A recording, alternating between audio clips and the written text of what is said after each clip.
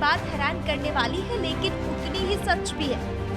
America से आई एक हालिया रिपोर्ट के मुताबिक करीब 81 करोड़ भारतीयों की व्यक्तिगत जानकारी लीक हो गई और बिक्री के लिए डार्क वेब पर चली गई है। इस चुराए गए डेटा में भारतीयों के नाम, फोन नंबर, स्थायी अस्थायी पते, आधार कार्ड और पासपोर्ट की जानकारी शामिल है। मीडिया रिपोर्ट्स में इसे देश में डेटा लीक का सबसे बड़ा मामला बताया जा रहा है। अमेरिका की साइबर सुरक्षा फर्म रे सिक्योरिटी ने डेटा लीक होने की खबर रिपोर्ट की। रिपोर्ट के मुताबिक 9 अक्टूबर को PWN 0001 के फर्जी नाम के व्यक्ति ने भारतीय नागरिकों के आधार और पासपोर्ट की जानकारी dark net website breach forum पर पोस्ट कर दी। रे सिक्योरिटी की एक टीम ने हैकर से संपर्क किया।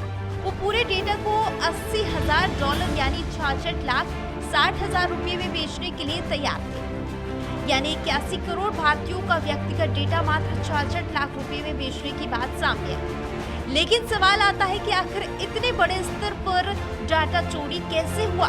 एक मीडिया रिपोर्ट के मुताबिक भारतीय चिकित्सा अनुसंधान परिषद ने कोविड के लिए जो टेस्ट करवाए और उसमें जो जानकारी जमा हुई थी वहीं से डेटाबेस लीक हुआ है।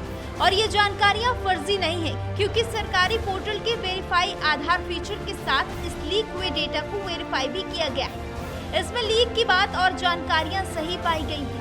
यानी 81 करोड़ 5 लाख भारतीयों का नाम, पिता का नाम, उम्र, फोन नंबर, आधार नंबर, पासपोर्ट पता ब्रीच फोरम पर उपलब्ध है।